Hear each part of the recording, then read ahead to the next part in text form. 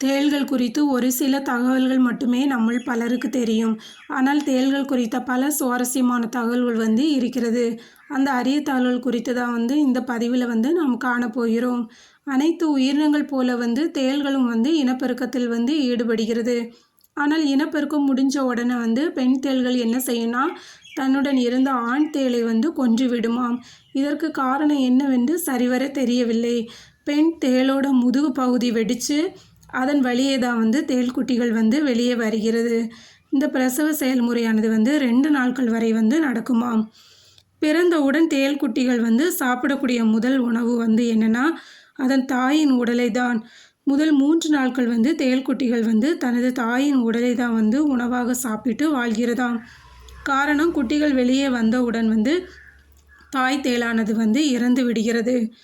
ஒரு மனிதனை தேள் கடித்தால் அவனது வாழ்நாள் முழுவதும் இதய சம்பந்தமான எந்தவித நோய்களும் வராதாம்.